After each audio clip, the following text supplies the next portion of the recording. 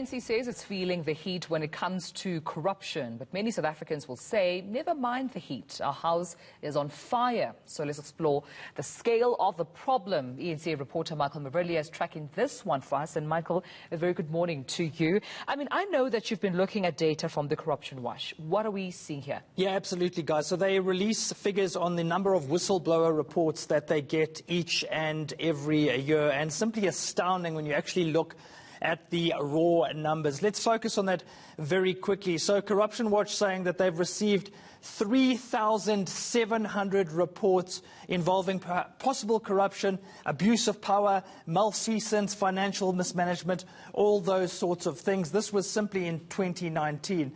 When you do the math, guys, that's roughly 10 whistleblower reports each and every day. 10 reports might not sound like that much, but consider this. That's one report every 144 minutes. So we're almost midway through today. Already 5 reports of alleged corruption would have been made to Corruption Watch. That is a lot of whistleblowing going on, and South Africans will say, you know, ANC, as much as you're feeling the heat, we've been warning you for a long time. I want to focus on the different types of corruption very quickly, guys. And what's really concerning here is that there are so many ways in which power is being abused. So 17% of these reports involve bribery. Around about 16% involve corruption when it comes to procurement. So, for example, tenders.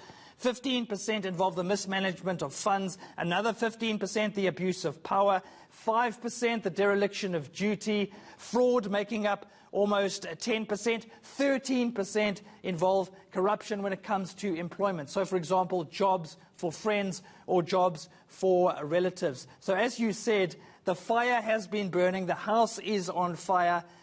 I would say lots of houses are on fire, given the range of crimes that are being committed. I'm surprised the piece that's attributed to procurement is that small in terms of that pie chart. I would have expected it to be bigger, because that seems to be one of the areas of corruption we focus on. You and your analogies, Michael, so you've chosen fire in this case. I guess it's apt, because you can control a fire if it's burning in one place.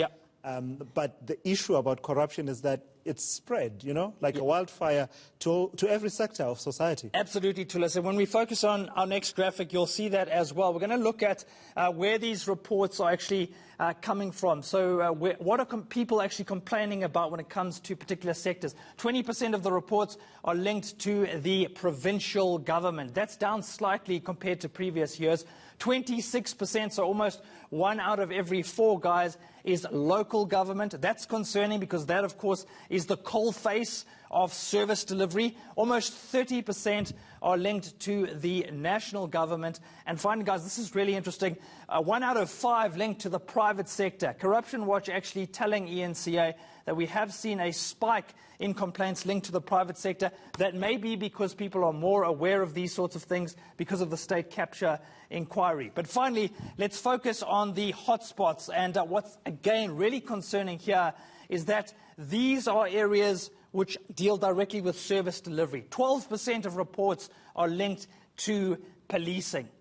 10% are linked to education. Again, Corruption Watch saying that's dropped slightly, with police now taking the #1 spot. In terms of mining, of course, this is a sector where employees don't generally earn a lot, but still a lot of corruption going on in that sector.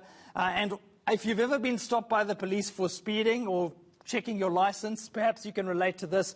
Almost 10% of complaints or whistleblowing reports have been linked to trafficking and licensing. 4% linked to healthcare. Of course, this is a major concern given the PPE crisis that we are seeing at the moment. And this one is really worrying, guys. 3% are linked to the housing sector. We've seen several scandals linked to housing, particularly for the poor, over the years, and it seems very little has been done about it. 3% of all those complaints dealing with housing. We're just talking about putting a roof over people's heads, and yet corruption has crept into that sector. Yeah.